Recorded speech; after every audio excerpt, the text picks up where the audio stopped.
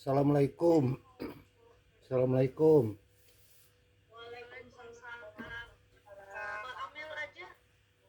warahmatullahi wabarakatuh.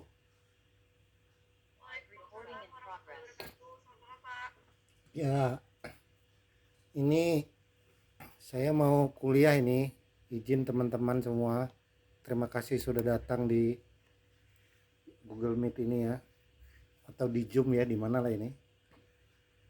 Saya sudah bagi materinya untuk kuliah hari ini ya, tentang PMK. Tadi pagi udah saya suruh baca juga tentang PMK, insentif pajak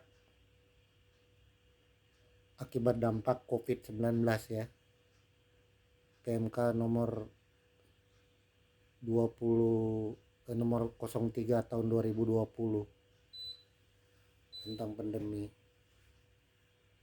Nah, kuliah ini sebenarnya kuliah melihat sudut pandang lain ya, dalam kaitan ini bagaimana memahami aturan pajak, jadi bagaimana memahami undang-undang, memahami PMK, memahami Perpu, memahami tax amnesty, memahami pajak berganda, tax treaty, dan seterusnya ya.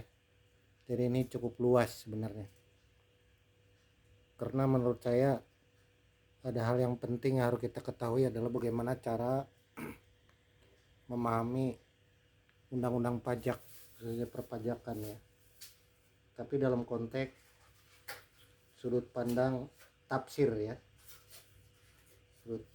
sudut pandang tafsir. Kalau Anda yang pernah kuliah di atau enggak semua tentu, tapi yang ikut pesantren pasti mengenal ilmu ini ya, pesantren atau ikut pengajian ya, atau yang pernah di pesantren Gontor pasti tahu ilmu ini.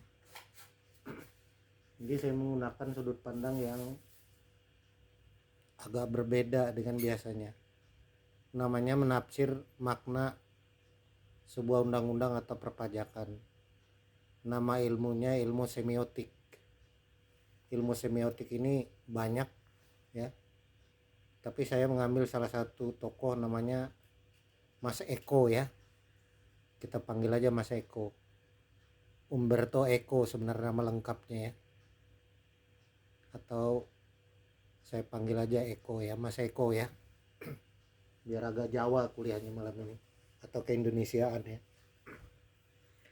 Nah, memahami dengan pendekatan semiotik itu apa itu? Di halaman 2 ya. Inti mahasiswa pasca sarjana itu adalah kita kemampuan bertanya. Jadi pengetahuan itu selalu diawali dengan kemampuan kita bertanya ya.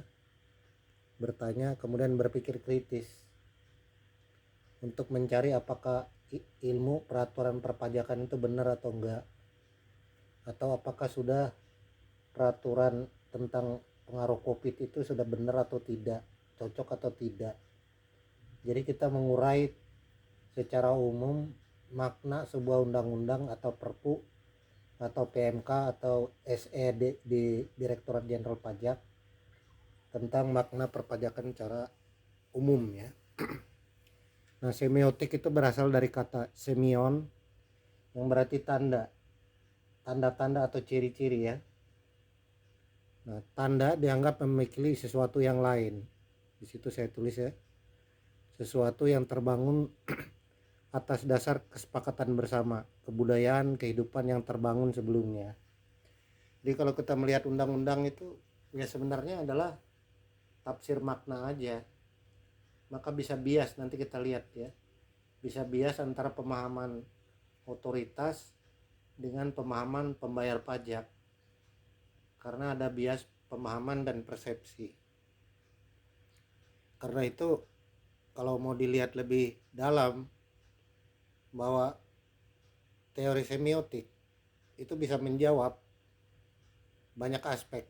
Bisa aspek kelemahan, bisa aspek kritik, bisa juga aspek untuk kita mencari celah untuk menghindar, bahkan menghindari pajak. Itu dari mana itu? Dari celah hukum. Celah hukum itu atau celah peraturan itu dapat kita maknai tidak secara tunggal, tapi dia multi tafsir ya. Jadi dia banyak sudut pandang. Kita semua sebenarnya kalau dibatinkan cara pelan-pelan, kita semua ini adalah bertemu dengan tanda-tanda. Pikiran kita pun juga berhubungan dengan tanda-tanda. Misalkan Anda lagi di jalan ya, jalan raya begitu ya, ada tanda-tanda lalu lintas, ada tanda-tanda macet, ada tanda-tanda harimau hujan, ada tanda-tanda Anda ngantuk, ada tanda-tanda Anda nggak lulus mata kuliah kalau kurang dari 75% misalkan. Jadi ada tanda-tandanya. Nah, itu disebut ciri-ciri ilmu tanda-tanda ya. Ilmu logo itu juga ikon. Itu semua adalah tanda-tanda. Tanda-tanda yang disampaikan dalam pendekatan semiotik. Semiotik itu dari kata mean ya, sebenarnya makna atau arti ya. Banyak tokoh, Anda silakan baca ya. Banyak tulisan saya tentang itu di Kompasiana, ada sekitar 8 artikel tentang teori semiotik. Nanti silakan baca kalau ada waktu ya. Nah, yang disebut semiotik itu apa? Itu sifatnya eidos. Eidos itu apa artinya? Yang nampak, yang terlihat, yang dapat diindrawi, yang dapat dipahami. Bisa berupa teks. Pada hari ini kita membahas sudut pandang teks. Teks itu sebagai tanda. Tanda apa? Tanda kewajiban. Kewajiban apa? Kewajiban membayar pajak. Besarnya berapa? Itu termaktub di dalam tulisan sebuah kata-kata. Bahkan Anda resmi menikah pun di depan penghulu, itu pun atas deklarasi kata-kata. Jadi atau Anda yang agama lain di depan tokoh agamanya mengucapkan janji. Nah, janji itu adalah kata-kata. Atau seorang pejabat mau disumpah jabatannya, itu pun juga sebuah kata-kata peresmian. Anda juga nanti kalau di wisuda juga membuat janji alma mater ya, alma mater Mercu Buana. Jadi semua itu adalah kata-kata. Musik juga adalah kata-kata. Bahkan musik itu bisa merobek jiwa kita, tapi juga bisa merajut jiwa kita.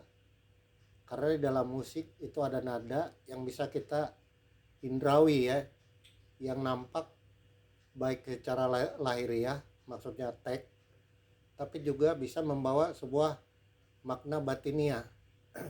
Misalkan gambar Anda kirim di WA itu ya, ada tanda sedih, ada tanda senang, ada tanda olok-olok, itu semua adalah ikon ya.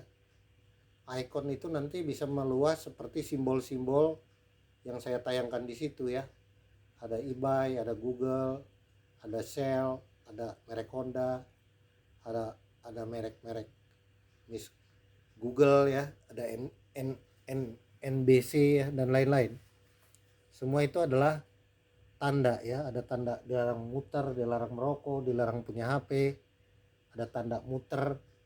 Jadi hidup kita ini diatur oleh tanda-tanda yang sebenarnya ciri-ciri tertentu ya. Ciri-ciri tertentu itu berlaku sebagai apa yang disebut dengan kesepakatan bersama ya. Bisa berupa kebudayaan, kehidupan, dan yang terbangun dari tradisi ataupun dari kejadian-kejadian yang sudah menjadi habitus kita bersama. Tokoh semiotik itu cukup banyak ya. Misalkan di samping Umberto Eco ada juga Roland Barthes ya. Roland Barthes juga ada. Kemudian Umberto Eco jelas ada, hari ini kita bahas. Ada Ferdinand de Saussure, ada Charles Peirce, dan lain-lain ya. Silakan Anda baca. Jadi hari ini kita meminjam bagaimana cara memahami undang-undang, menginterpretasikan peraturan, memaknai sesuatu dari sudut pandang tafsir makna dan kata-kata. Halaman berikut ya, halaman 3 ya. maka saya bikin nomor di situ ada biar gampang bacanya A B C D E F G H ya, jadi di urutan bacanya ya. Semiotika Eco ya, Umberto Eco ya. Yang pertama, ranah semiotik itu ya tadi udah saya katakan, bisa ranah politik budaya ya, bisa juga ranah alam ya. Ranah alam itu misalkan air ya, air dibuat simbol H2O. Itu adalah simbol simbol tanda alam yang kita bisa bangun dalam rumus kimia atau dalam biologi kehidupan, namanya genetik ya, DNA disebut RNA.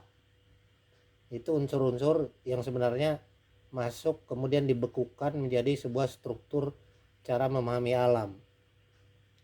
Kemudian juga ada ranah episteme. Ranah episteme itu adalah bagaimana kita memahami seluruh realitas. Realitas itu benda-benda yang ada di sekitar kita.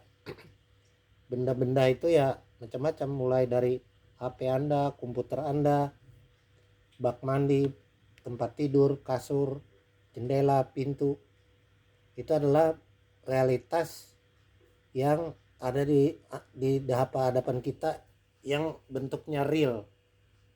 Tapi dia adalah simbol. Simbol pintu orang kaya dengan pintu orang miskin kan beda.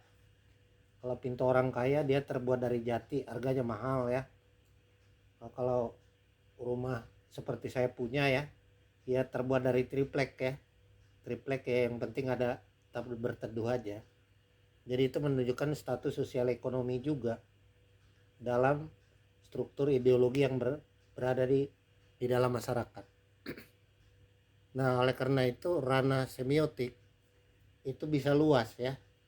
Luas sekali dalam hampir semua struktur kehidupan manusia ya. Karena itu yang poin B, semiotik menurut Eco ada dua ya, yaitu sebagai teori kode atau tanda tentang sistem aturan berkaitan dengan makna, atau metode teori signifikasi namanya. Signifikasi itu misalkan teori struktural. Dalam hal ini misalkan yang membuat PMK, undang-undang dan perpu itu disebut kode. Kode apa itu isinya? Kode kewajiban Anda membayar pajak. Jadi itu disebut teori tanda atau kode yang mewajibkan Anda untuk patuh. Kalau nggak patuh Anda denda. Kalau Anda nggak mau denda ya disita. Kalau nggak mampu disita ya badan dikurung. Nah, itu adalah sebuah signifikasi tertentu. Jadi pembuat undang-undang itu adalah membuat tentang kode kekuasaan, yaitu tentang kewajiban warga negara, baik warga negara sebagai individu, namanya PPh, pajak penghasilan individu atau WP, dan pajak penghasilan badan misalkan. Itu adalah signifikasi sistem aturan yang berkaitan dengan tanda dan makna. Jadi seluruh peraturan PMK, SK Direktorat Jenderal Pajak, peraturan pemerintah, Omnibus Law, kemudian OECD yang kemudian diubah menjadi metode tax treaty, itu semua adalah teori tanda signifikasi, aturan berkaitan dengan makna-makna sebagai kewajiban warga negara. Kemudian yang nomor C atau nomor 2 disebut semiotik teori produksi tanda. Nah, dalam konteks ini dia bersifat komunikasi, bisa berupa gejala komunikasi atau dia bersifat pragmatis. Jadi kalau yang tadi bersifat struktural, kekuasaan, aturan, kalau yang ini bersifat komunikasi. Nah, komunikasi maksudnya bagaimana itu? Diterangin. Komunikasi itu adalah bagi pembayar pajak. Kalau yang B itu adalah pembuat aturan pajak. Kalau yang C itu adalah bagi orang yang membayar pajak. Bagaimana caranya? Itu disebut makna pragmatisme. Pragmatisme itu bagaimana tentang tata cara mematuhi kewajiban perpajakan. Paham ya? Jadi ada dua teori menurut Eko ya. Pertama adalah teori kode, yang kedua adalah teori produksi tanda atau komunikasi. Satu otoritas, satu yang melakukan kewajiban otoritas. Jadi taxpayer disebut pembayar pajak, itu disebut yang kode komunikasi. Jadi otoritas mengkomunikasikan, makalah muncullah peraturan-peraturan perpajakan. Gitu ya. Kemudian Eko memfokuskan, Umberto Eco memfokuskan 8 cara komunikasi dalam makna literal perpajakan yang kita pinjam pada malam ini. Ada 8 metode. Pertama adalah sumber, kedua adalah pengirim, ketiga adalah sinyal, keempat adalah saluran, balik lagi ke nomor 5 sinyal, baik ke nomor 6 penerima, nomor 7 pesan, nomor 8 tujuan. Jadi ada 8 cara komunikasi di dalam peraturan perpajakan maupun peraturan undang-undang tentang teks amnesti misalkan. Pertama adalah sumbernya apa? Sumber pemikirannya apa? Ideologi apa? Nah, kita masih ingat sumber bernegara itu ada 2 hal. Nanti di halaman terakhir akan saya terangin lebih lanjut. Tapi saya pinjam dulu halaman terakhir itu ke sini supaya tahu penjelasannya. Sumber yang dimaksud adalah bahwa manusia itu bersifat universal. Karena dia bersifat universal, maka ada 2 tujuan definisi manusia itu. Pertama, dia sebagai individu, objek pasar. Yang kedua, dia sebagai warga negara. Sebagai warga negara, dia memiliki hak dan kewajiban. Hak-hak sebagai warga negara dan kewajiban sebagai warga negara. Nah, itu adalah sumbernya.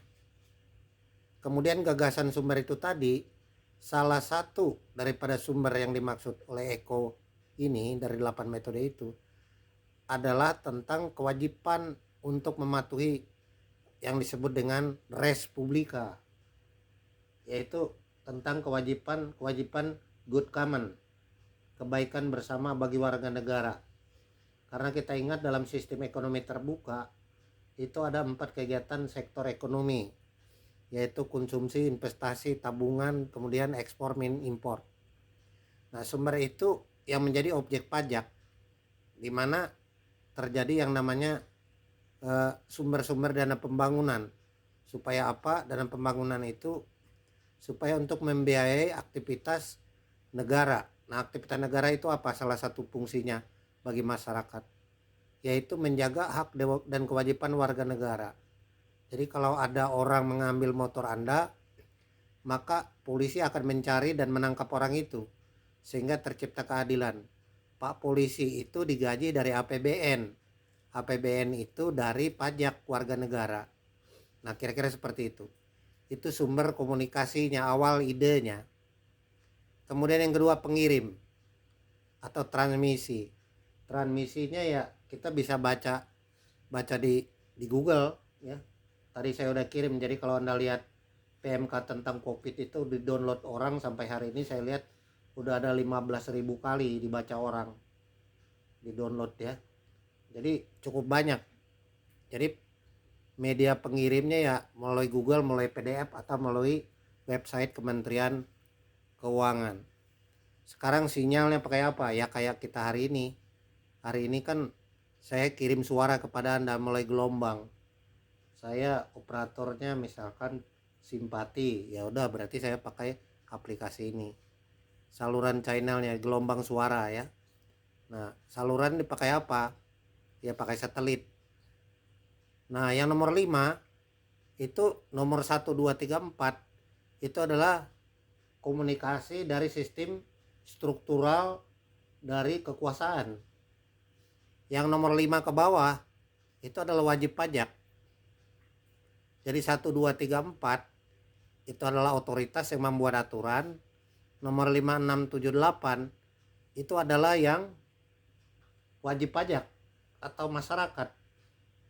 Maka ini menjadi masalah ketika nomor 3 dan nomor 5 itu nggak nyambung. Yang dimaksud pemerintah beda dengan yang masyarakat terima. Jadi frekuensinya nggak nyambung ya. Maka sama seperti saya bikin kuis Purum itu, kadang-kadang yang saya tanya nggak nyambung ya. Itu bisa salah saya, bisa juga salah Anda. Jadi karena ada miskomunikasi disebut. Miskomunikasi itu terjadi kenapa? Karena sinyalnya nggak sama. Contoh ya, contoh lain ya. Bagi orang yang puasa, ini supaya umum dulu ya. Orang yang lagi puasa, air itu sangat berguna. Dia ingat air terus karena dia lagi puasa. Tapi bagi orang Aceh, air itu menakutkan karena mereka pernah terjadi pengalaman tsunami.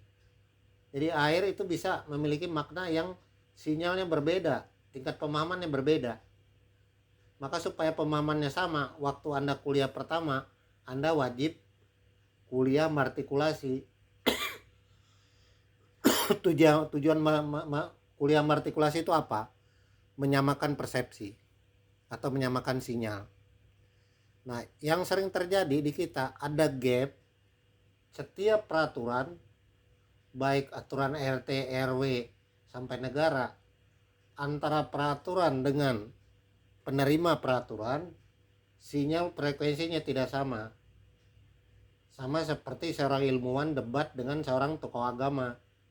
Tokoh agama datang dengan ayat-ayat suci, ilmuwannya datang dengan rumus kimia. Ya mazhabnya beda, ya nggak mungkin sama. Apalagi kalau kita lihat negara Indonesia ini sangat luas, suku agamanya berbeda, pendidikannya berbeda, pengetahuannya berbeda. Jadi menurut saya kesulitan di dalam kita memahami undang-undang, peraturan itu karena bias sinyal. Nah, yaitu nomor 6 itu penerimanya. Kalau penerimanya udah memahami apa yang dikirim tadi, apalagi kalau bias, maka pesan yang disampaikan itu menjadi tidak baik efektif. Akhirnya dampaknya nomor 8 teman-teman. Tujuan daripada peraturan perpajakan itu tidak efektif. Artinya apa? Ada miskomunikasi. Ada resonansi yang berbeda. Karena itu kalau ditanya orang ilmu sosial, kenapa harus kawin satu agama? Tidak beda agama tidak boleh. Misalkan ya. Tapi saya nggak mau terlalu jauh masuk itu. Ya kalau ditanya secara orang ilmu pengetahuan, tentu jawabnya berbeda dengan jawaban orang beragama. Kalau jawaban orang secara akidah jelas itu. Yang namanya kawin tidak satu agama tidak sah. Jelas itu. Tapi kalau ditanya orang sosial peneliti sosiologi, dia akan menjawab, kenapa kawin harus satu agama? Supaya resonansinya sama. Cara makannya sama, cara berkeseniannya sama, cara berpakaiannya sama, cara berdoanya sama, sehingga tidak memunculkan konflik. Nah itu kalau ditanya orang sosiologi. Jadi saya bukan muji-muji agama ini, enggak. Tapi agama dalam hal ini menurut saya cukup baik bagi negara kita. Tidak seperti negara ateis ya. Kita belum siap mungkin seperti itu. Paham ya? Jadi seringkali peraturan perpajakan itu kenapa selalu menjadi momok? Ya mungkin juga ada juga warga negara yang nggak mau terima sinyal. Nah itu lebih berbahaya lagi. Masa bodoh. Ya biar aja ada sinyal. Kayak di lampu merah itu. Sinyalnya merah orang tetap aja nerobos. Atau sinyalnya ada tandanya bahwa nggak boleh, udah ada garisnya, ya orang maju aja terus sampai akhirnya yang maju dari sana nggak bisa maju lagi. Yaitu artinya apa? Tanda yang ada di dalam kehidupan tidak dipatuhi. Karena itulah muncul namanya miskomunikasi. Paham ya? Karena itu poin E saya tulis di situ, konsep tanda menjadi fungsi tanda. Jadi tanda itu tidak mungkin bebas nilai. Di dalamnya ada tujuan tertentu yang ingin dicapai. Yaitu apa? Ketertiban kalau di masyarakat. Kalau di pajak apa? Kepatuhan, wajib pajak. Apalagi di samping kepatuhan, yaitu loyalitas terhadap negara ini, walaupun negaranya mungkin orang nggak jelas guna bernegara apa sih ya. Itu sama dengan Pak Polisi ya. Pak polisi nangkap orang di kampung ya. Orang di kampung ya, di kampung Jawa sana ya, di kampung saya ya, ditangkap ya. Lalu Pak polisi bilang, kamu kenapa nggak pakai helm?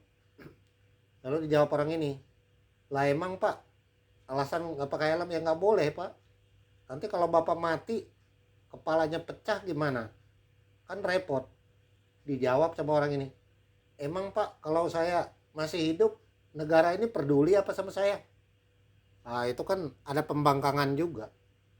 Jadi karena itu masalah tanda-tanda komunikasi itu tidak mungkin dia bebas nilai. Dia bersifat konotasi. Konotasi itu bisa berbagai macam makna. Dia tidak tunggal.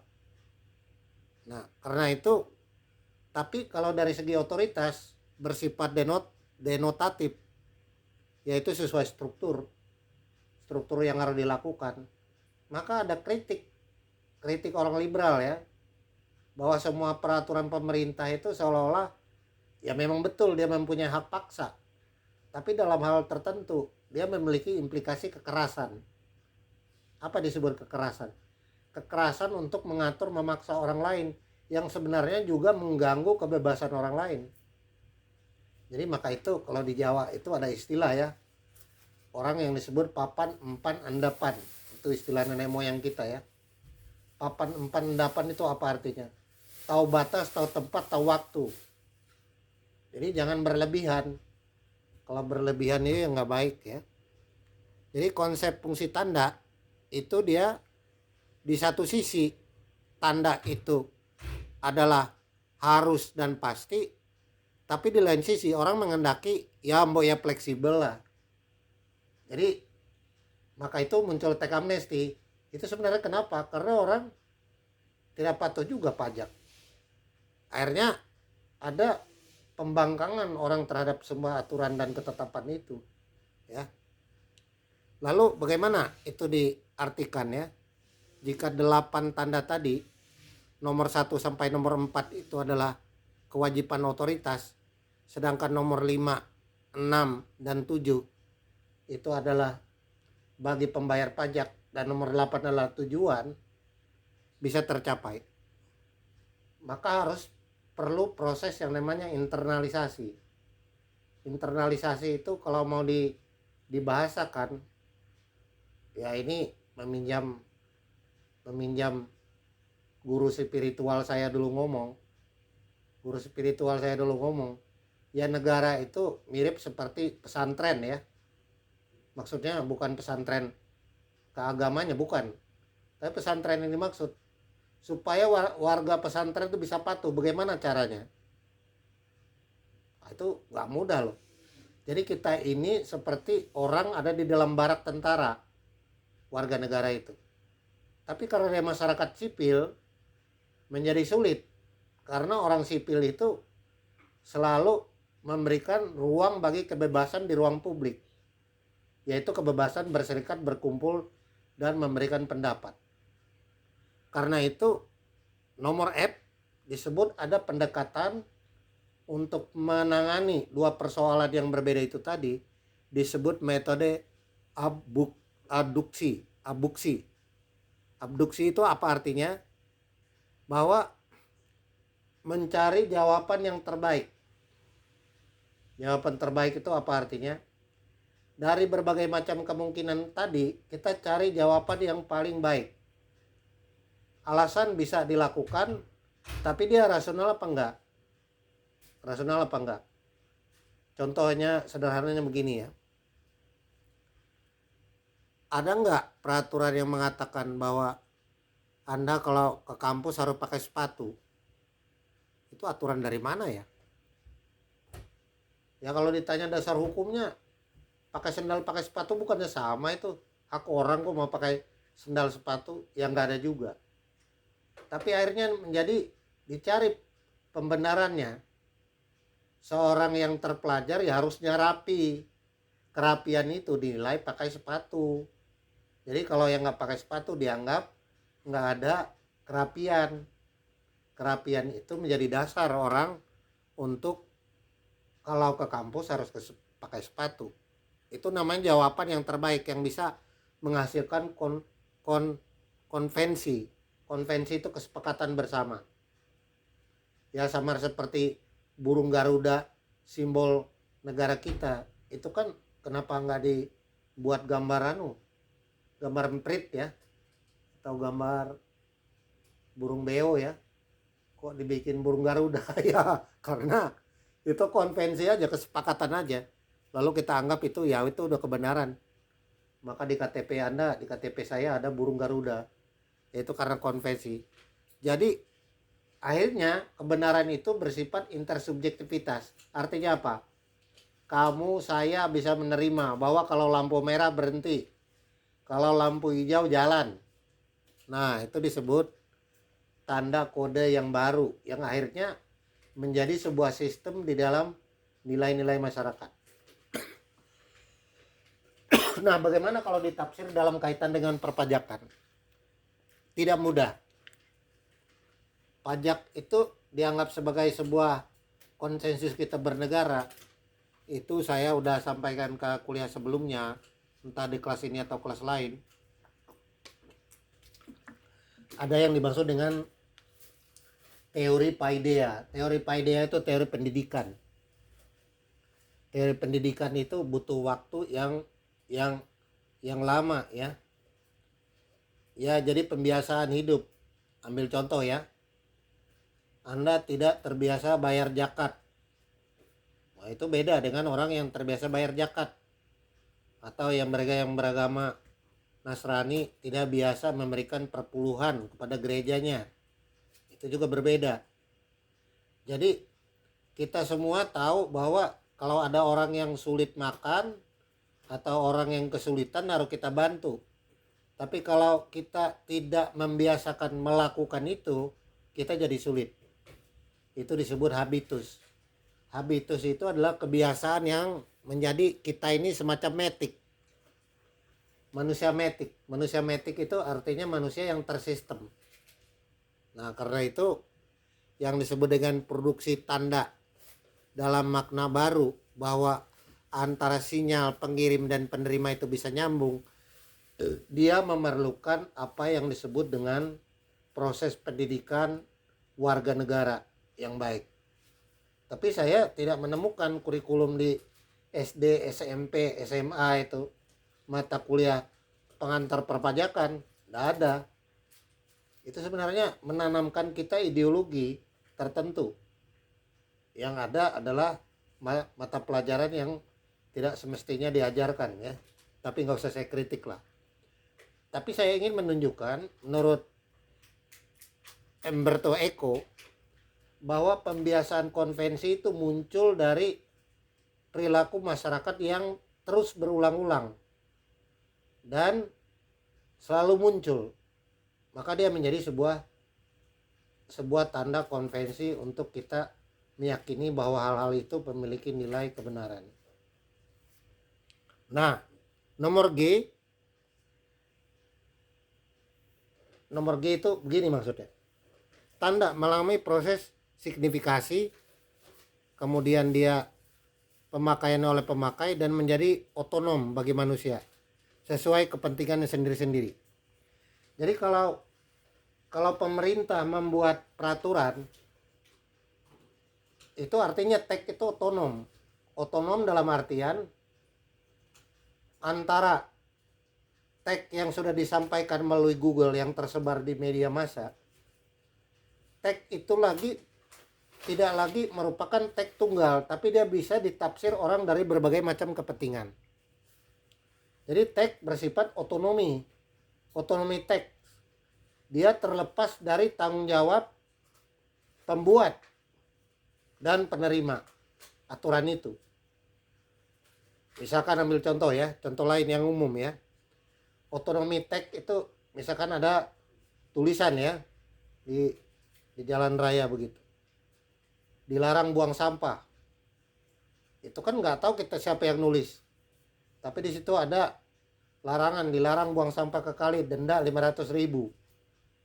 Itu tag itu bersifat otonomi tag itu artinya pihak penulis tag dengan pihak pengguna tag itu udah terpisah. Yang membuat aturan itu tidak ada orangnya lagi, karena teks itu udah otonomi dia, berlaku bagi siapa saja, dan orang bisa memiliki konsekuensi apabila melanggar. Nah, itu disebut otonomi teks. Teks itu bersifat otonom artinya ya. Karena itu interpretasi terhadap teks itu bisa memiliki yang disebut unlimited semiosis, makna yang tidak terbatas. Makna yang tidak terbatas dalam artian disebut tektus.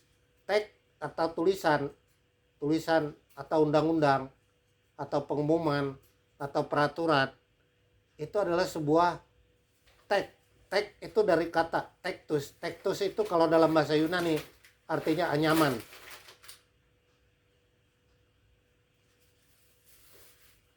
Anyaman itu artinya, ya Anda lihatlah kalau orang nganyam rotan itu. Anyaman itu saling berhubungan satu dengan yang lain. Nah, anyaman itu satu kata saling menginterpretasi kata yang lain. Makanya kalau undang-undang itu terlalu banyak, peraturan terlalu banyak, akibatnya apa? Akibatnya antar teks itu saling menodai. Saling menodai maksudnya bagaimana? Saling bertabrakan aturan satu dengan yang lain. Jadi pemerintah sekarang katanya menyederhanakan izin usaha. Izin usaha itu bisa disederhanakan, tapi karena banyak peraturan, maka yang satu juga minta. Itu sama dengan kita sistem ektp kita tidak jalan. Kita mau pesan tiket pakai KTP, kita mau masuk mall harus ada rekaman KTP-nya, kita mau bayar ini pakai ektp, semua pakai KTP. Tetapi kalau datanya tunggal, ada semacam database, itu harusnya dia terintegrasi. Karena itu unlimited semiotik itu berarti makna itu dia bisa tidak terhingga, maknanya bisa berubah. Karena itu Anda lihat peraturan PMK itu tiap 6 bulan, tiap 2 bulan 3 bulan ada berubah. Saya sampai muntah belajarnya, baru belajar satu aja belum paham, ada lagi PMK baru. Itu artinya apa? Unlimited. Kenapa Kementerian Keuangan mengeluarkan PMK beribu-ribu aturan begitu yang tidak ada batasnya? Nah, coba Anda pikir itu kenapa itu terjadi? Itu karena otoritas itu menginginkan diskursus tunggal. Sementara dinamika masyarakat tidak seperti itu. Jadi ada ini apa yang disebut oleh siapa itu, Anthony Giddens itu sebagai agent. Agentnya ada di pemerintah yang ingin merubah struktur ekonomi dan sosial masyarakat.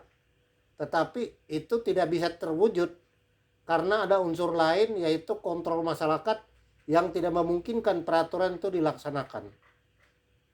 Jadi unlimited semiotik itu jelas terjadi di dalam undang-undang kita. Coba Anda lihat ya di PMK ini ya, kalau kita lihat ya. Coba kita lihat ya. Atau kita lihat di PMK ya, singkat ya. Saya ambil yang udah di-download itu ya. Peraturannya PMK.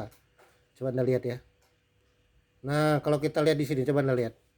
Menimbangnya banyak banget. Mengingatnya berapa ini? 8 hal yang diingat. Coba Anda lihat. Menimbangnya ini banyak nih, mengingatnya pasal 17 Undang-Undang Dasar Negara Republik Indonesia. Yang diingat banyak banget. Itu artinya unlimited semiotik. Nah, kemudian menetapkan dan seterusnya. Setiap undang-undang selalu, atau kalau kita pengangkatan SK pegawai, pasti ada mengingat, menimbang dan seterusnya, memutuskan, menetapkan. Itu kenapa terjadi? Ini berarti unlimited semiotik artinya. paham ya. Kalau nggak paham, saya nggak tahu lagi cara jelasinnya. Pokoknya makna daripada eko ini yang disebut dengan unlimited semiosis itu artinya bahwa seluruh peraturan, seluruh mekanisme yang ada di masyarakat, terutama dalam bidang perpajakan, Anda baca semua undang-undang, ada yang paling banyak undang-undang tentang Omnibus Law. Itu banyak sekali menimbang mengingatnya. Sampai 3-4 halaman menimbang mengingat. Ini kayak bener ini. Jadi dia nanti kalau ada peraturan PMK baru, maka PMK yang lama ini dia menimbang mengingat lagi yang pasal yang lama ya.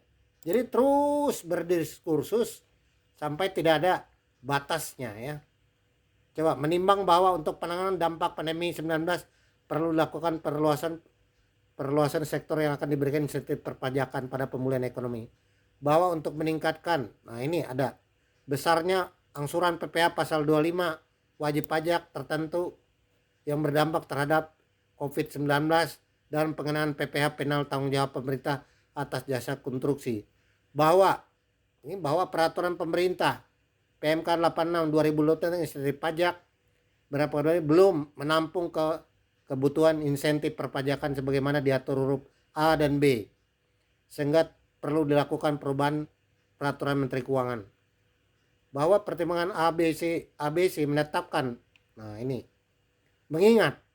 mengingatnya yang poin B, Undang-Undang 83 dari tahun 83, dari tahun 45 kita harus diingat-ingat, mengingat dari tahun 45 loh sampai tahun 2021. Nah, itu berapa tahun ya? Wah, ya lama lah, hampir 80 tahun mendekati ya. Hampir 80 tahun yang kita ingat-ingat diskursus kita sebelumnya.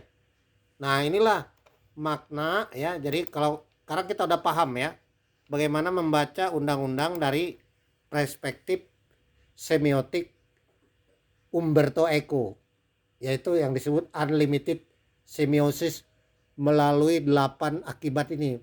Penyebabnya itu tadi kenapa? Karena ada sinyal pengirim dan penerima yang tidak sama ya. Maka itu seharusnya setiap peraturan perundang-undangan itu harus dikaji terlebih dahulu, jangan main bikin aturan dewe. Dikaji, dipelajari, dipertimbangkan, baru buat undang-undang atau peraturan pemerintahnya. Nah, yang seringkali terjadi undang-undang yang dibuat itu tidak dikaji secara komprehensif, atau yang kedua dinamika masyarakat dan global lebih cepat dibandingkan kemampuan pemerintah untuk memikirkan hal itu. Jadi antisipasinya lambat. Yang ketiga penyebabnya adalah karena apa? Karena ilmu pajak itu bergerak after, bukan before. After itu apa artinya? Setelah ada kejadian baru bikin peraturan. Ada kejadian baru bikin peraturan. Kalau nggak ada kejadian belum ada peraturan. Jadi peraturan itu basisnya adalah historical. Dia selalu melihat masa lalu.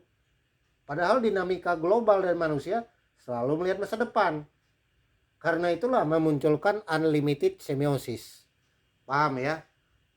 Jadi malam ini kita udah dapat kunci keyword kuliah ini pada 8 penyebab kenapa undang-undang, peraturan pemerintah dan PMK itu selalu berganti, selalu berubah. Penyebab-penyebabnya bisa kita deteksi ya malam ini ya. Oke, halaman berikut ya. Nah, halaman berikutnya saya mulai poin B. Kalau poin A itu nggak usah Anda pelajari lah, itu baca sendiri ya. Yang poin B, karena ini waktunya udah 30 menit ya. Jadi poin B itu otoritas Kementerian Keuangan, itu yang menulis teks ya. Poin B itu artinya yang menulis teks peraturan siapa? Itu namanya otoritas Kementerian Keuangan atau pemerintah bersama DPR yang membuat undang-undang. Nah, itu dipakai untuk siapa? Dan bisa dipahami pemakai apa enggak? Artinya apa? Pentingnya isi PMK. Itu nomor 1. Saya ulang ya. kegiatan menulis. Menulis undang-undang itu dari mana kegiatan menulis? Menulis adalah kegiatan dari pikiran ke tulisan. Saya punya pikiran ya. Saya punya pikiran, ini pikiran saya tulis. Lalu jadi aturan. Jadi gerak berpikir pemerintah adalah dari pikiran ke tulisan. Sementara yang nomor 2 itu geraknya dari mana? Tulisan yang sudah muncul, PMK udah muncul, itu dipikirin. Jadi kalau satunya dari pikiran ke tulisan, yang bawah dari tulisan ke pikiran. Nah, Anda bingung ini. Misalkan begini ya, ada surat ya, surat atau WA ya dari grup dari ketua kelas. Prof, kita nggak paham ini arti TB2 ini apa sih? Ini kok kuliah 8 sampai 15 tapi kita belum semua kuliah. Apakah boleh hanya saya ngambil materi pertemuan 89 aja atau 10-11 aja, Prof? Nah, itu artinya apa? Waktu ketua kelas tadi ngirim pesan, itu artinya apa? Dari tulisan ke pikiran. Nah, dia kirim ke saya. Selamat malam, Assalamualaikum, Prof. Mohon maaf. Nah, dia sampaikan, apakah TB itu cukup kita pakai yang 2 pertemuan aja, pertemuan 9 dan 10 aja karena itu yang sudah dikuliahin. Lalu saya baca. Nah, saya adalah yang nomor 2. Jadi kegiatan saya apa? Membaca tulisan untuk menghasilkan pikiran. Nah, itu bedanya, paham ya? Jadi teks bersifat komunikatif. Relasi antara subjek dan objek. Subjek objek itu artinya yang Anda tulis dengan yang saya baca. Jadi kalau kita membaca misalkan novel ya, novel karya NH Dini, judul novelnya itu karena saya masih SMP dulu buat rangkuman itu, ingat saya sampai sekarang karena dihukum sama gurunya, gak bisa saya lupakan ya, karena saya tidak buat ya, jadi ingat saya sampai sekarang. Novel NH Dini judulnya Namako Hiroko. Namako Hiroko itu seorang wanita Jepang ya, perempuan Jepang berdarah Indonesia. Akhirnya dia menjadi wanita nakal tapi terakhir bisa menjadi pebisnis yang sukses di Jepang. Itu cerita novel ya. Nah, ketika saya membaca karya NH Dini itu sama dengan saja membaca undang-undang. Tapi NH Dini waktu menulis novel itu, dia gerakan dari mana? Dari pikiran ke nulis novel. Sama dengan ini. Jadi kalau pemerintah membuat undang-undang, dari pikiran para tim ahli di Kementerian Keuangan itu, pikiran mereka dibuat tulisan. Tulisannya itu namanya PMK. Nah, kita sebagai wajib pajak membaca PMK untuk menghasilkan pikiran supaya kita patuh apa melanggar. Nah, itulah yang disebut dengan menulis teks. Karena itu, poin C, bagaimana semantik makna pragmatis antara pengirim dan penerima. Pengirim itu adalah pembuat PMK, undang-undang atau perpu. Yang penerima itu pembayar pajak. Paham ya? Jadi yang pengirim itu adalah pembuat peraturan Menteri Keuangan, undang-undang, perpu, dan seterusnya.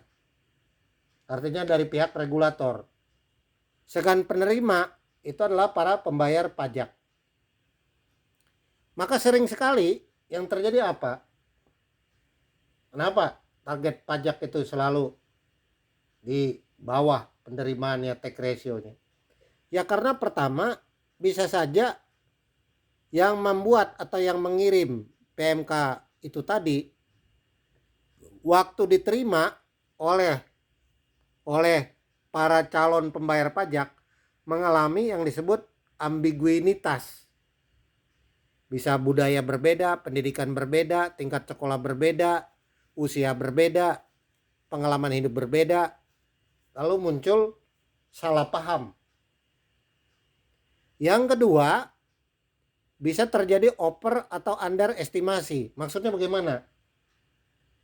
kalimat yang dibuat di dalam PMK menurut Kementerian Keuangan itu adalah paling baik, paling benar. Dia oper. Tapi ketika sampai di masyarakat, orangnya nggak paham, nggak ngerti. Itu mirip Anda menderita membuat kuis saya. Itu kan Anda menderita. Anda menderita buatnya. Saya pikir Anda paham, saya oper tapi Anda under. Atau sebaliknya. Saya under, Anda over. Lalu terjadi yang namanya salah persepsi. Yang ketiga, karena ruang dan waktunya tidak pas. Misalkan sekarang kita baca ya, kesepakatan antara pemerintah dan DPR tahun 2021 awal Februari dan Januari akan dilakukan teks amnesti jilid 2. Padahal teks amnesti jilid 1 targetnya nggak tercapai. Itu menurut saya RW-nya nggak tepat, ruang dan waktunya tidak tepat. Rakyat aja udah susah, tapi ada lagi teks amnesti. Ya mungkin alasan pemerintah, dia menganggap itu paling benar karena negara ini udah mau kolab, nggak punya duit lagi. Kalau mau cetak uang, ya negaranya hancur, inflasi. Salah satu caranya memungut pajak. Tetapi ruang dan waktunya nggak pas. Itu sama dengan mahasiswa yang saya suruh menyelesaikan tesisnya. Seorang laki-laki ya. Dia kerja nggak tahu di mana itu. Di kementerian lah. Saya bilang, kamu udah 2 tahun seminar proposal, tapi kok belum ada hasilnya, ini bagaimana? Lalu dia balas, mohon maaf Prof, 2 tahun saya nggak ada kabar. Karena orang tua saya dua-duanya sakit. Artinya apa? Ruang dan waktu dia menyelesaikan tesis nggak pas, lalu menjadi terlambat. Nah, itu artinya apa? Sekolah tapi waktunya terbagi, maka ruang dan waktunya tidak maksimal. Nah, kira-kira seperti itu. Jadi lihat-lihatlah kondisi. Kamu lagi udah suntuk di kantor, ibu bapak lagi suntuk di kantor, tiba-tiba saya ngomong semiotik. Ini ilmu apa lagi nih Prof? Bikin kita bingung. Ya mungkin Anda jadi kuliah saya ini nggak paham. Ya nggak salah juga. Ya karena ruang waktunya nggak tepat. Atau Anda lagi kesal sama pimpinan, berantem sama pimpinan. Atau sama teman tadi di kantor. Saya ngajar semiotik tafsir PMK. Ya ruang waktu saya nggak pas ngajarin Anda, jadi Anda nggak paham. Nah jadi itu namanya harus tahu ruang dan waktu. Jangan salah. Nih salah ya nggak pas. Itu sama aja. Masa orang sholat subuh tapi jam 12 siang, ya itu salah. Agama pun melarang kita, nggak boleh begitu. Orang nggak waktunya kok. Jadi perhatikan. Harus tahu timing. Kalau timing nggak tepat, ya salah dia. Kalau salah, ya nggak efektif. Nomor D. D, maka ada 2 tipe teks. Poin D ya. Teks tertutup dan teks terbuka. Nah sekarang Anda nilai ya. Saya tanya sekarang. Saya tanya, nggak usah dijawab, tapi Anda cukup batinkan di batin Anda. Kita bisa ketemu di batin. Teks itu ada 2. Teks tertutup dan teks terbuka. Nah menurut Anda, seluruh peraturan PMK, Undang-Undang Perpajakan, itu bentuknya, isi teksnya itu tertutup atau terbuka menurut Anda? Lebih banyak peraturan itu bersifat tertutup. Tidak bisa dikritisi. Paling-paling kalau undang-undang itu ada lampiran pasal per pasal. Itu artinya menjelaskan makna pasal-pasal. Jadi seluruh teks undang-undang PMK, Undang-Undang Perpajakan, teks amnesti, itu teksnya berbentuk tertutup. Artinya terbatas pada kemungkinan interpretasi. Tafsir tidak boleh jauh berbeda. Jadi dia monolog, teks monolog. Itu sama dengan, saya ingat ya, seorang guru agama ngajarin mujizat kepada anak SMP. Gurunya bilang, nabi-nabi itu pernah melakukan mujizat, mengubah air jadi anggur, macam-macam diceritain. Lalu salah satu siswa angkat tangan, "Pak, Bapak ngomong mujizat, emang hari ini masih ada nggak mujizat itu?" Ya tentu saja guru agamanya marah. Lalu guru agamanya, "Nama kamu siapa? Kamu maju ke depan." Maju anak ini, lalu uh, uh, menghadap papan tulis.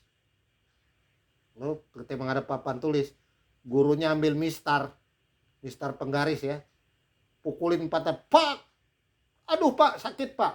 Nah, kalau nggak sakit berarti kalau masih sakit berarti mujizat udah nggak ada. Nah, artinya ada kudeta. Setiap peraturan yang bersifat monolog itu pasti dilawan orang. Dilawan dalam artian ya ada semacam pembangkangan terhadap aturan yang bersifat monolog atau teks tertutup. Teks yang baik itu adalah teks terbuka. Teks terbuka itu misalkan begini ya, ada mahasiswa semester lalu tidak bikin TB-nya nggak buat, lalu nilai udah saya store, ujian sudah berlangsung, nilai udah disahkan jurusan, lalu tiba-tiba muncul, "Pak, saya nggak ngerjain TB2 tapi saya ikut ujian." Ya, nilai kamu nggak bisa saya masukin, nggak bisa diinput karena sistem udah ditutup. "Pak, tapi Pak," nah ini kan coba Anda lihat, peraturan kampus dia lawan. "Pak, tapi saya kan kena COVID Pak, ini surat dari dokter, ini surat keterangannya, ini nomor telepon dokternya." Apa yang terjadi? Tag yang udah peraturan tadi disepakati oleh kampus bisa dibuka kembali. Artinya apa? Tag yang baik itu harus memungkinkan adanya tag terbuka. Kalau tag tertutup, namanya itu kekuasaan, namanya otoriter, namanya itu kekuasaan zaman raja-raja dulu. Itu nggak bisa. Semua peraturan itu harus ada pengecualiannya. Kalau tidak ada pengecualian, namanya tidak ada keadilan. Nah, menurut saya, mudah-mudahan saya salah, dan saya berdoa semoga saya salah, seluruh PMK itu memperlihatkan tag-tag yang bersifat tertutup. Tidak memungkinkan untuk diberikan wacana yang terbuka. Oke ya, halaman berikut. Karena itu, ya, menurut Umberto Eco, struktur teks itu ada dua. Di poin A ya. Struktur teks kamus dan struktur teks ensiklopedia. Bedanya apa itu? Nah, kalau Anda buka kamus, teks itu tertutup, statis, sulit diubah, keras kepala dan arogan. Ya, pengertiannya itu. Itu namanya kamus air. Kalau bahasa kimianya H2O, udah titik. Nggak ada bahasa lain. Itu namanya struktur berbahasa kamus.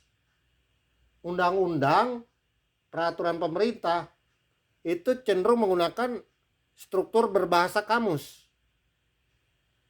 Yang kedua, struktur berbahasa ensiklopedia. Kalau struktur ensiklopedia itu teks laporan keuangan lagi. Teks undang-undang itu harus bersifat dinamis, bisa dikoreksi, bisa diberi entry nama baru. Jadi memang pemerintah mengalami kesulitan dalam dua hal ini menurut saya.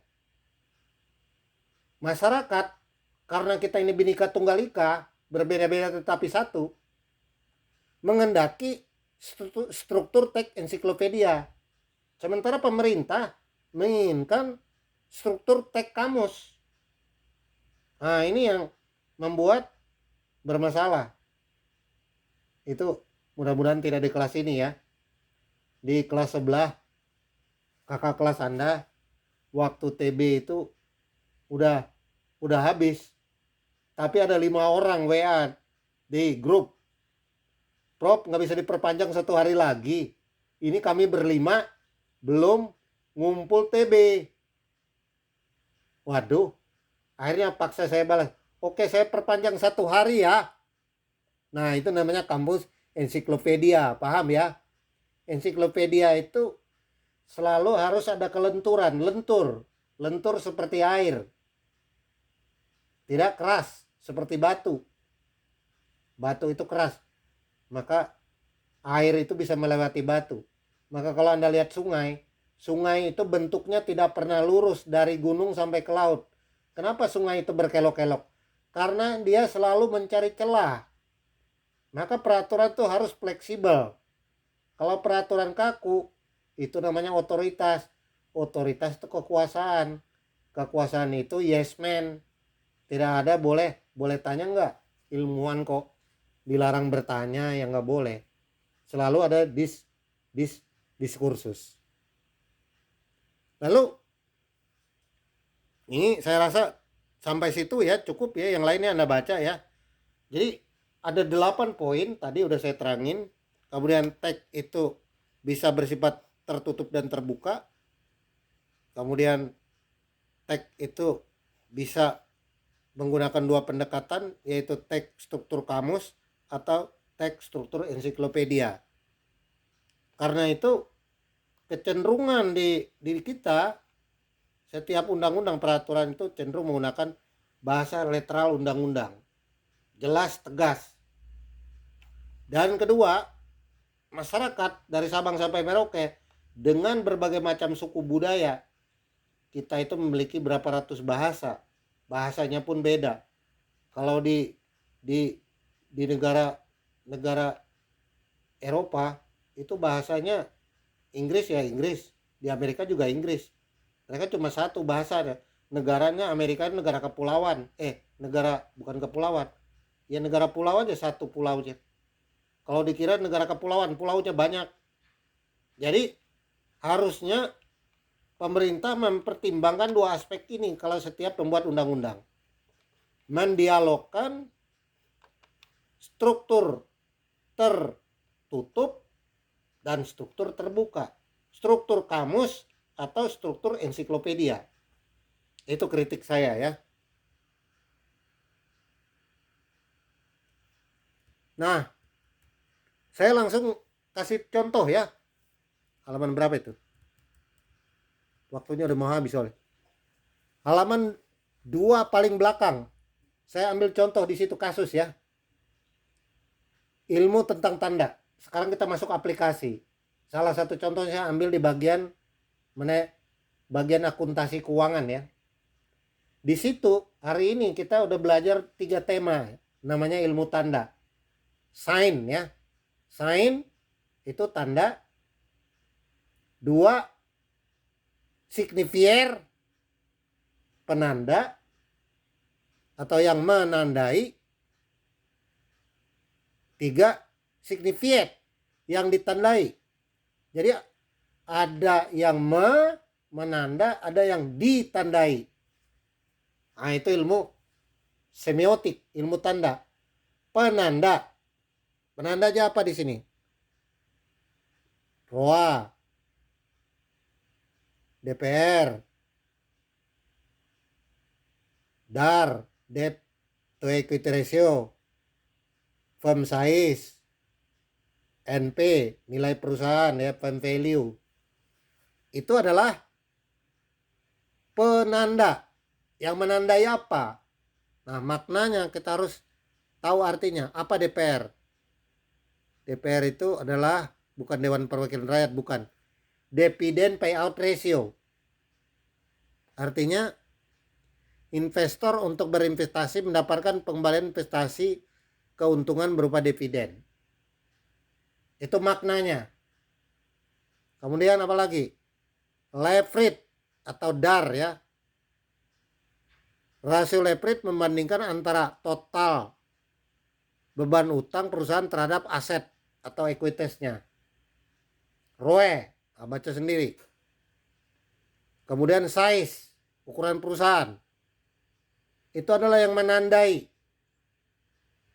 Menandai apa? Menandai ukuran perusahaan, kecil, besar, menengah, atau kecil. Kemudian yang terakhir, yang menandai apa? Firm value. Menandakan apa itu? Menilai intelektual kapital perusahaan. Diukur dengan Tobin Q. Misalkan ya. Jika Tobin Q lebih besar dari 1, maka saham perusahaan dianggap over value. Sebaliknya, jika nilai Tobin Q perusahaan lebih kecil dari 1, maka saham perusahaan dianggap under value. Jika Tobin Q sama dengan 1, mengindikasikan nilai perusahaan dihargai sama dengan nilai pasar. Inilah yang disebut dengan menandai apa? DPR itu menandai apa? Debt to asset ratio, menandai apa? ROE, dan menandai apa? Size. Sekarang maknanya apa? Coba kita ambil contoh satu ya, leverage. Nah, kita harus tahu makna leverage itu apa. Tadi pengertiannya, leverage itu menandakan perbandingan debt berbanding equity. DER namanya, debt to equity ratio.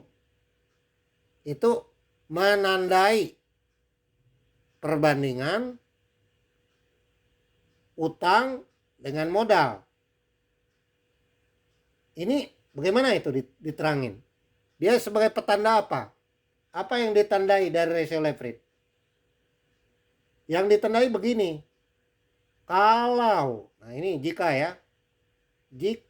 utangnya lebih besar daripada modal, utangnya 5, modalnya 3, utang 5 modal 3, berarti perusahaan itu bangkrut atau pailit. Kenapa? Ya utangnya 5 modalnya 2, ya dia negatif 3. Negatif 3 itu berarti dia pailit secara akuntansi. Begitu juga sebaliknya. Modalnya 5, utangnya 2. Itu perusahaan bagus karena utangnya lebih kecil. Itu makna. Makna baru bisa dipahami kalau ada data laporan keuangan. Itulah namanya ilmu tanda.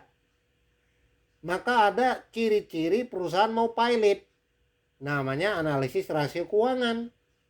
Analisis rasio keuangan itu adalah analisis tanda-tanda perusahaan sakit ataupun perusahaan sehat. Caranya supaya perusahaan ini yang sakit menjadi sehat, maka dia harus mengubah gaya hidupnya. Gaya hidupnya melalui cara efisiensi. Itu sama dengan dokter. Pak Apollo, kamu kena darah tinggi. Mulai besok Pak Apollo jangan makan garam. Jadi saya merubah gaya hidup supaya saya sehat. Itulah ilmu tanda yang diberikan dokter kepada saya. Sama. Paham ya? Jadi ilmu tanda ada 2 aspek, penanda, signifier, dan signifier. Signifier adalah penanda dan signifier adalah makna. Contohnya tadi sama, saya ulang sekali lagi. Kalau utang 5, modal 3, berarti perusahaan mengalami ekuitas negatif. Perusahaan ekuitas negatif namanya perusahaan pailit secara akuntansi. Itu makna. Makna itu bisa dipahami kalau ada data. Maka efektivitas perpajakan juga sama seperti itu. Kalau PMK yang dikeluarkan, sejauh mana PMK itu bisa menghasilkan kenaikan setoran pajak warga negara ke kas negara. Kalau tidak, target pajak tidak tercapai. Target pajak tidak tercapai dilihat dari tax ratio. Tax ratio itu perbandingan pajak. Perbandingan pajak di negara-negara itu standar internasional OECD itu 15%. Kita itu 7,90. Jadi tinggal separuh negara ini. Separuhnya lagi udah tidak ada duitnya. Caranya ngutang. Kalau ngutang ya kita bayar bunga. Utang negara lebih besar dari aset negara. Negaranya dijual. Caranya bagaimana? BUMN itu jual kepada orang asing. Negara kita jadi terjajah. Nah itulah sama. Ini semua adalah ilmu tanda-tanda. Tanda-tanda akhir zaman, tanda-tanda orang mau mati. Itu ada tanda-tanda orang mau mati. Teman saya ngajarin dulu. Ya, waktu saya kuliah S1. Tanda-tanda 100 hari mau mati, 40 hari mau mati, 3 hari mau mati. Itu ada tanda-tandanya. Kata teman saya ya. Saya diajarin dulu. Tapi saya ngeri-ngeri juga. Ya. Dari bentuk telinga, dari bentuk ada juga di Al-Quran katanya. Tapi saya nggak mempelajari itulah. Tanda-tanda kematian juga ada. Mimpi pun tanda-tanda. Mimpi Anda copot gigi. Nah, itu hati-hati. Ada keluarga Anda yang mau meninggal. Mimpi Anda kawin. Itu ntar lagi, nggak lama lagi Anda disolatin. Ada tanda-tanda semua ya. Jadi hati-hati ya. Ini semua kita itu masuk dalam sebuah struktur dan tanda. Nah itulah kuliah malam ini.